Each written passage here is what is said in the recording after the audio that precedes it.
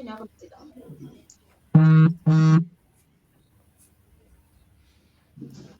here.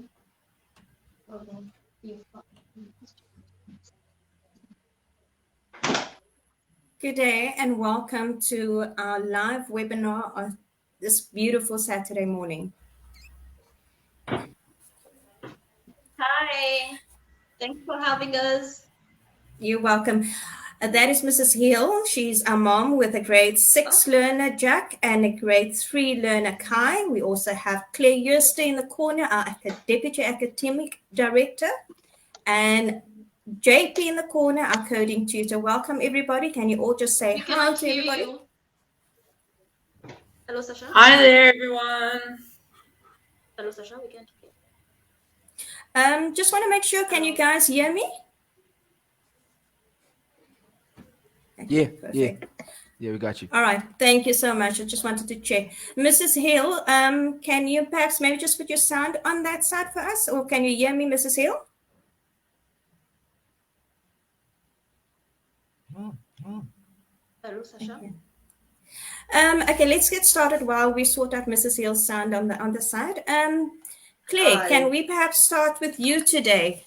Our topic for today is basically requirements for online homeschooling, stationery requirements, laptop specifications, and things like that. Claire, would you like to kick us off on our topic for the week? We cannot hear though. No problem. I'll go ahead and get us started. So my point that I'm going to be discussing is the stationery.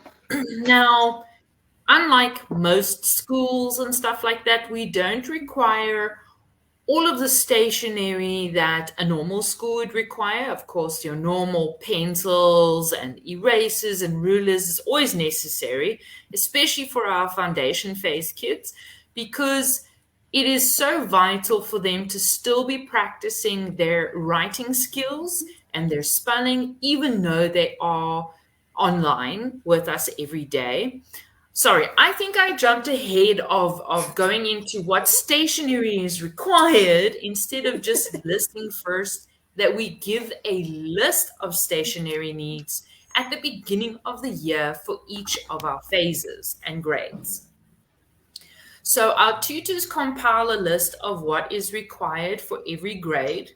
So for example, your foundation phase is going to need their writing books, and they're going to need to practice their spelling. So they'll have to have pencils and erasers and colors, of course, colors, especially our grade R's, because their work is far more color orientated and all those decorating skills we love the kids to do. Then as we go older, they will occasionally require a textbook, but not always. We don't like our kids to work from textbooks necessarily, but sometimes as a guideline, it will be necessary, especially going into our senior and FET phases, where it is a lot harder in what is required and the material they need to go over. So textbooks will occasionally be required.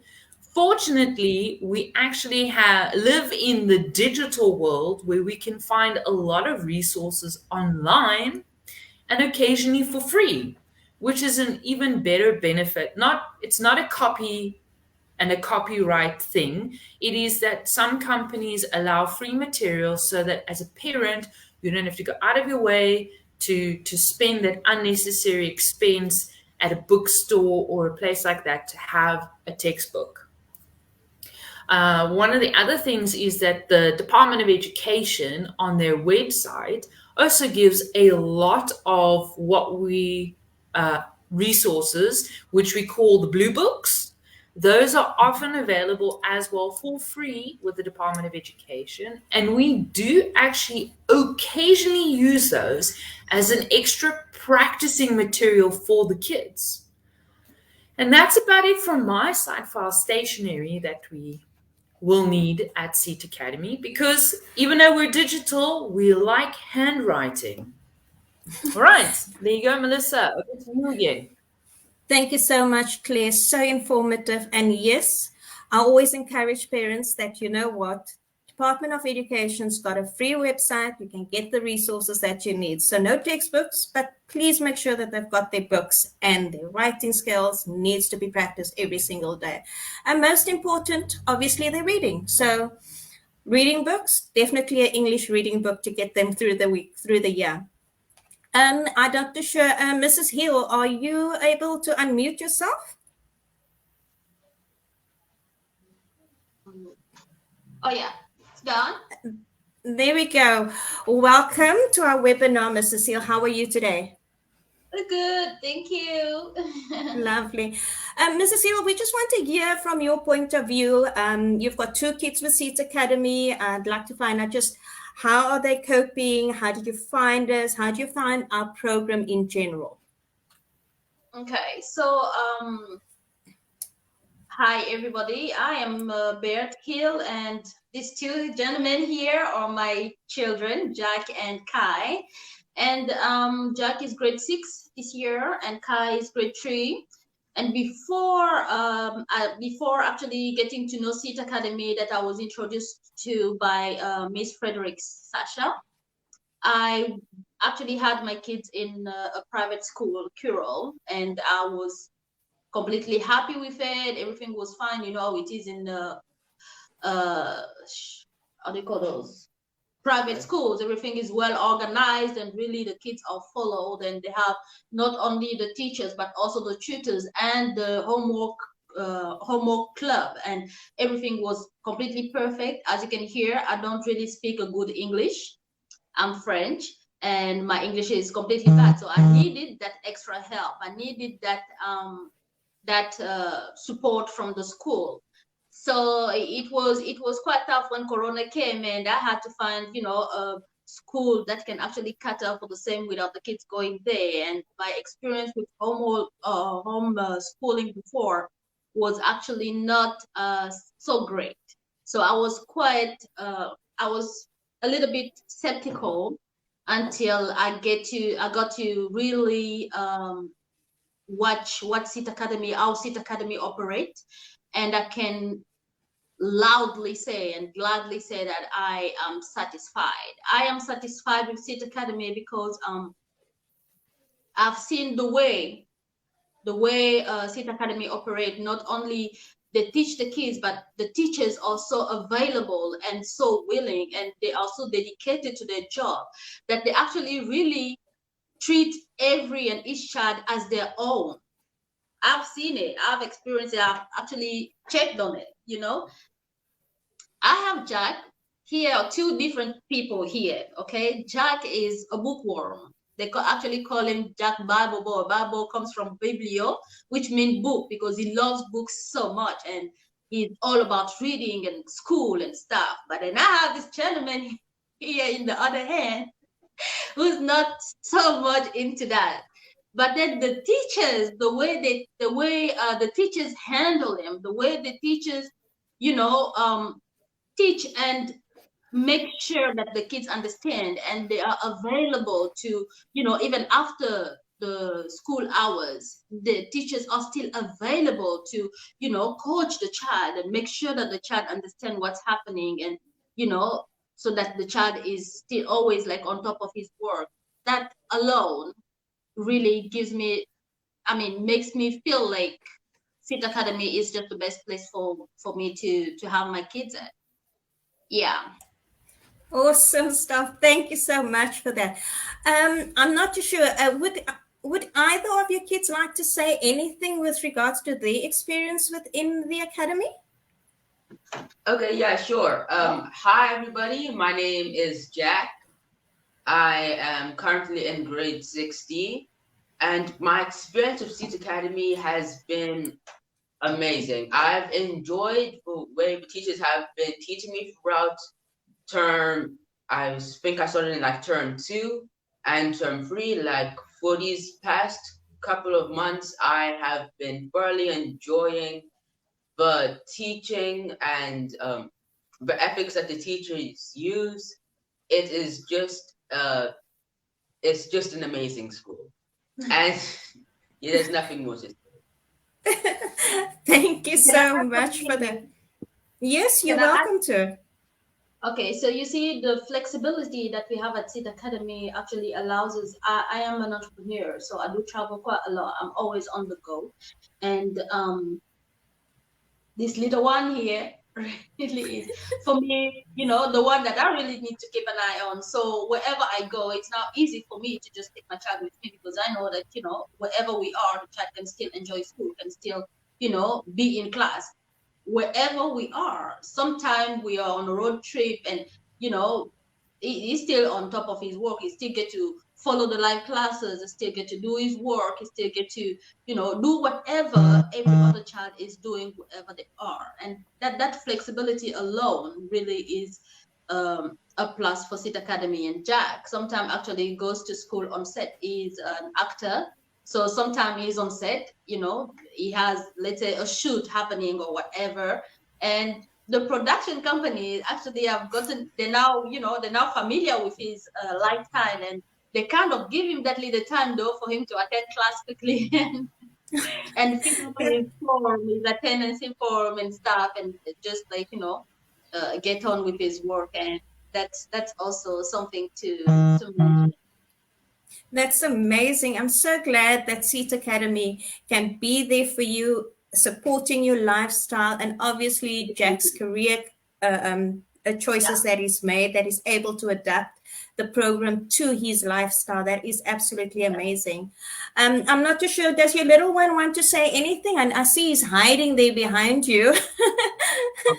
Does he want to say anything? Who's his favorite teacher or anything? My favorite teacher, honestly, would be my life skills teacher. And do you enjoy your classes? Yeah, I do enjoy some of my classes. Some of the classes. Thank you so much for that entertaining comment there. JP, with everything that we're doing online, obviously there are certain requirements to the devices that you need to use. Could you perhaps just take us through what is the best requirements, the most affordable requirements, and what are the specifications of these devices that is user-friendly for everybody? Sure, of course. Well, thank you so much for having me on the panel, Melissa, as well. So throughout this little feedback or talk that I'm about to give, I'm probably going to move from about here to about here. Anything further than that, it's going to ruin the magic. So just so you know. Okay. But when it comes to specification from hardware and software, obviously, as Melissa said, we are an online school and we do most of everything, majority, if not all of the things, are online. So it's important that we have good hardware that can obviously run or be suited to the needs of the school as well as to the learner. So if we're just going to, I could break it up in categories. So if I break it up in a category of if you just want to tune into the live class, of course, you are able to use a smartphone, of course, if you find that's better just to tune in, of course, just to the live class itself. But to do more, you want to get a device that can do more than just a phone or a tablet. And obviously a device that can do more than that is a laptop. Because a laptop, you're able to, yes, join live classes. You're able to also watch pre-recorded videos, but you are also able to conduct your online tests and assessments better because it's very easy to just rather type out than press on a screen. So when we're going to talk about laptop requirements for every student, and this is just my recommendation as well as a requirement. So, but I'm going to come from an angle of recommending. I don't recommend a laptop device when parents are shopping for devices for their children. I don't recommend a laptop device anything below a Core i3 processor. A Core i3 processor, anything below that, the laptop runs very slow, and then you find that you'll get disconnected quite often from your network. You won't be able to log into class. The computer will freeze up a little bit, and the reason why it does that is because it's struggling to run all the processing that you are trying to enter. So I just found that within our first year that a lot of the students that had I was going to say laptops that have laptops, that are not that are below an i3 standard, a core i3 processor, were having so many login issues, having trouble with being on a live class. So I don't recommend anything below that. Of course, an i5, a little bit more pricey, but an i5 would probably be the most ideal. And then, of course, you get i7 and even up to i9. But I would say bare minimum i3. And for what we do here at the school, an i5 is a great device that can run everything that the learner needs to run, which is, of course, your live classes on the live class platform, streaming, etc., streaming the online videos, also conducting assessments online with our assessment platform, and turning in work is just so much easier. And so an i5, an i3, or an i5. Also, for my subject, because I'm the coding tutor as well, a laptop is actually a requirement for the coding that we teach at the school. And with a i3 or an i5 laptop, it will give your coding experience, will make it that much greater and better. It is possible, yes, to do it on a tablet or on a phone, but it's not going to make your coding journey really that much of a good experience, because coders, developers like myself, we never code from a mobile device. We're always coding from a laptop or PC. So if we can get that right now, then if you step into coding as a career, because obviously I want everybody to step into coding. I know it's a bit biased, but of course, it's going to make your coding journey that much sweeter. Sweet is the word I'm looking for. So that's it from my side when it comes to device or laptop requirements. Thank you so much for listening. Thank you so much, JP. Really appreciate that. And from my personal experience, JP would know that I definitely need a new laptop. I'm forever cutting out on meetings and stuff. So thanks for that, because that is what I'm going to need to look at for my next one. I'm not too sure. Is there any questions or anything online, guys, that we need to answer? Is there? Yes, Go there's ahead, two Claire. questions. There's two questions. One I can ask, and then there's one for JP. Okay. A parent of ours has asked, can the stationery list be sent at least in December so we can prepare? Absolutely. The tutors will be compiling their stationery list at the end of the year for next year. On that side for us, or can you? So that some people can have a look and start preparing already. But we will also hand out the stationery list again at the beginning of the year, because we will probably have new students joining us. So that's the stationery list. JP, there's a question for you. I already bought Mercer laptops for my kids. Will it work? I unfortunately have to ask the following question to the questionee, or questioner rather. What is the processor? Is it a dual core processor? Is it an i3 or a i5? Because it will work, yes, it will. But in terms of optimization and efficiently working, and in terms of smooth running, if it's below an i3, it won't run as smoothly. I mean, Melissa's a testament to that. She just mentioned it earlier. But for the program or for the text editor and what we do, but it can work if you are prepared to sit for 5 minutes at a frozen screen, because that's true. That's actually what happens.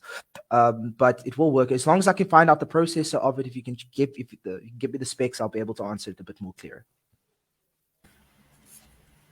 Thank you on that. Doesn't look like we've got much questions today. Is there anything else that you would like to add, Mrs. Hill? Well, not really. Beside the fact that, well, I just would love to know if we maybe gonna have more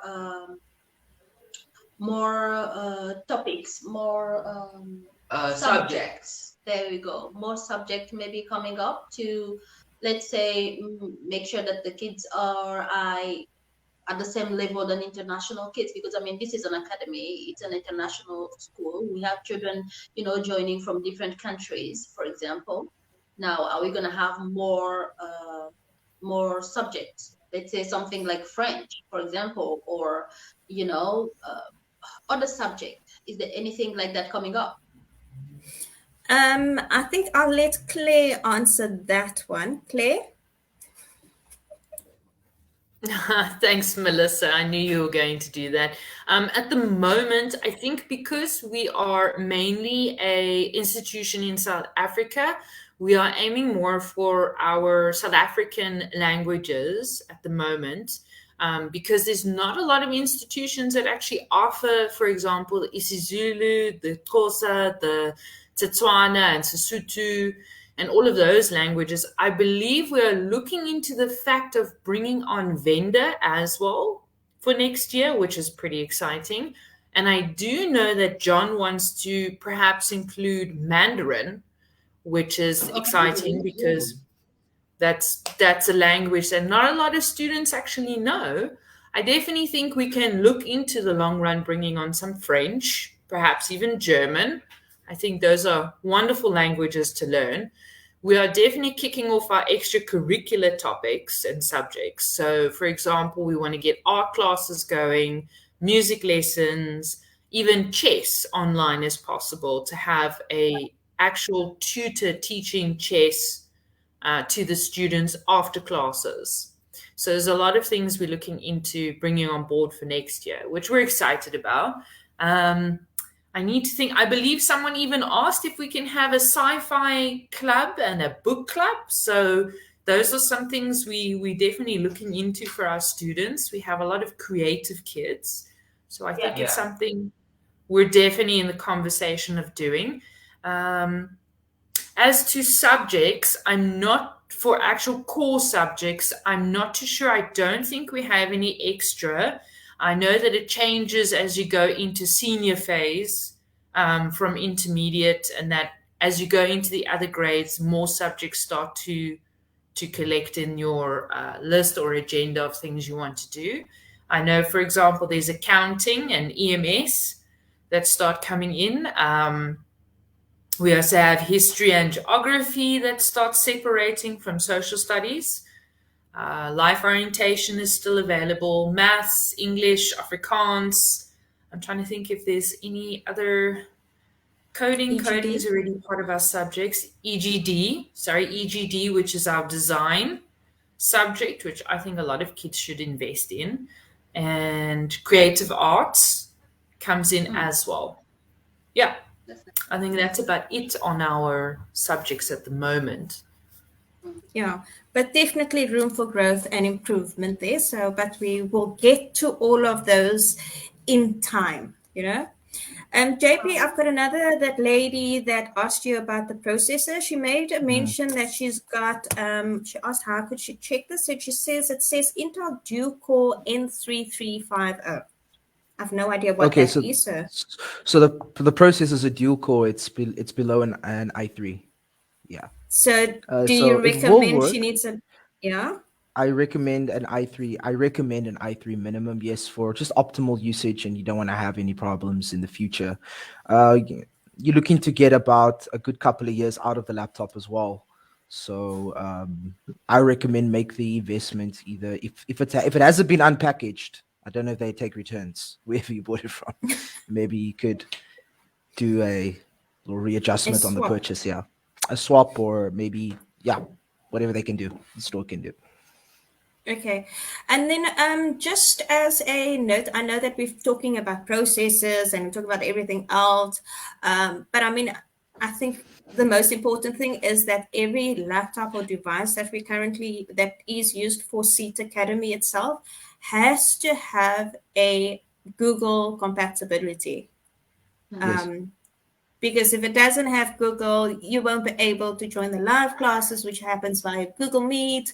You've got the Google Classroom, that's also on the Google Drive, all of those things. So the compatibility needs to be there. So make sure that your device is compatible with Google. Yeah. And webcam. Webcam. Yes, Oh, yes, yes. webcam. Yes. It's very important. Yes. Yes, and the webcam. I forgot about that one. I think that about just explains everything with regards to our station requirements and our specifications for devices. As parents, we always want the best for our kids. And try as much as possible to invest in a laptop that can actually give you that best experience for your kids, and save your money when it comes to resources. Please don't go buy textbooks. Please don't spend money if it is freely available. Rather, like I said, spend the money on the devices. They'll get so much out of using a good device than you having to spend money. You're saving money on school uniforms, which is a plus for you, definitely. I think that is about it for this week. Has anybody got anything to say as a closing comment, perhaps? Anybody? Yes, I'm saying. Well, that's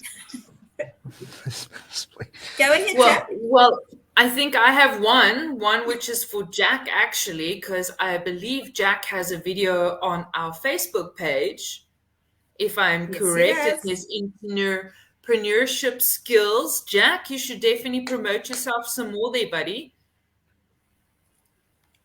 Jack's also one of Very my proud students. that you got that. That's amazing. Well done on Jack's that. also one of my students. Yeah. Yeah, you can become our future and ambassador of Seats Academy.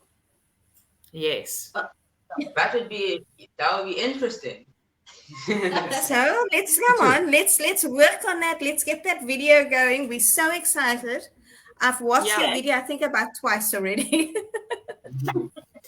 And he has some great ideas on there too, with the organizations that he works with as well in Yeah. helping feed people. Jack, you must throw your ideas our way towards the academy. Let's see where we can help, encourage people to help. Okay. So I am an entrepreneur. I have my own brand of water. And Wow. when I also get paid from all my modeling and acting jobs, I use that money to fundraise for my charity foundation, where I help multiple people and I hand out care packages and food parcels. I also had a recent initiative, which was to celebrate the birthday parties of kids who have never celebrated it. And I'm also sponsoring a soccer team. Yeah. Wow. Well, Yeah. what I would love to add something to this though. To fundraise, for example, we have a way of fundraising, which is where Jack has some product, he has some merchandises, he had this type of ideas where, instead of just being like, oh hi, I have a charity organization, now I am fundraising, bring me the money so that I can feed people. He does not do that.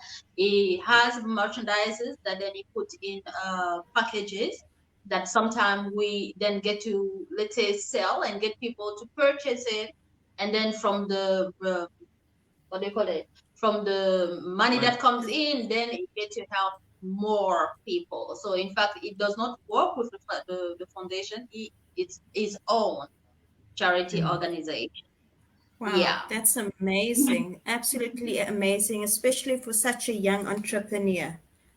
Yeah. Thank you. We want to encourage that. So that's why I thought I'd mention your video that I saw on our Facebook. Yeah. So thank you And for that, Jack. any videos that you are doing with regards to your nonprofit, we'd be happy to share them on our Facebook page if you'd allow us to do that. And obviously, as Claire said, if we can work together with you, we can see from an academy point of view how we can help you reach out to as many people as possible as well. Yeah. Okay. That's awesome. That's awesome. Thank you so much. You're welcome, Mrs. Hale. Everybody, thank you so much for joining us today. We hope that you have got your specifications for your laptops to buy for next year, your stationery requirements for next year, and we hope that you'll be joining us soon.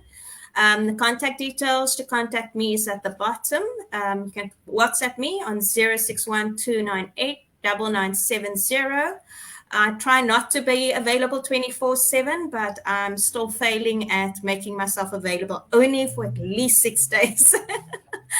Thank you so much, everybody, for being with us today. Have a fantastic Saturday, and we'll see you guys next week. Bye-bye. Thanks, you. Melissa. Bye. Bye. Bye. Cheers, guys. Well done. testing.